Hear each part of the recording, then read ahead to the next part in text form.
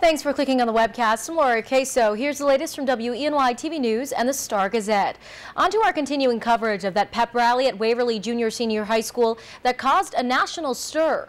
Now the Waverly community is working to repair their reputation.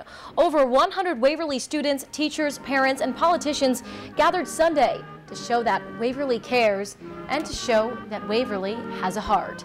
School officials are working to show Waverly cares after the Waverly pep rally, where students dressed in blackface acted out a fight between singers Rihanna and Chris Brown. This skit traveled across the nation. It put small-town Waverly on the national map.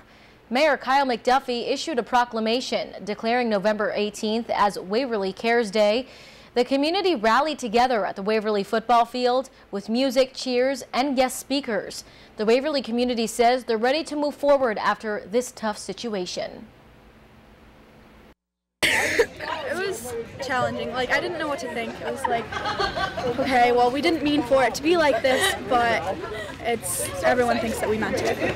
You know, my opinion is there's always going to be incidents no matter where you go, and this was a social media, pouring out social media, and everyone knows how social media can really take off like wildfire, and to my opinion, it should never have gone that far.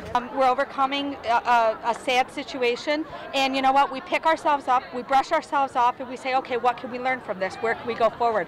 And we're not covering anything up. Yeah, we may have messed up, but now what? Where do we go from here? And this is where we go.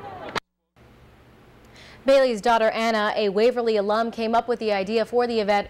Her mom says she wanted to showcase how much Waverly has done in the community, from flood cleanup, Christmas donations, and even domestic violence awareness. New this morning, the Bath Central School District will have a new superintendent come this January, and he's a Bath native. Our media partner, the Star-Gazette, reports Joseph Rumsey will take over. He's attended Bath schools. He spent 17 years in the Prattsburg Central School District, where he's been superintendent since '08. He replaces Patrick Kelly, who left Bath in September, and Rumsey will be paid $135,000 a year. Prior to becoming Prattsburg superintendent, he was an assistant superintendent, pre-K through 12 principal, athletic director, director of special education, and elementary teacher in the district. And Superstorm Sandy didn't just leave millions of people in the dark, it also left many people without cell phone service. Now New York senior senator wants to make sure that just doesn't happen again. Officials say a quarter of cell phone customers were left without service after Sandy hit. Senator Schumer is calling on the Federal Communications Commission to require cell phone service providers have backup emergency power sources to prevent this type of disruption from occurring again. And now here's meteorologist John Hickey with your forecast. John.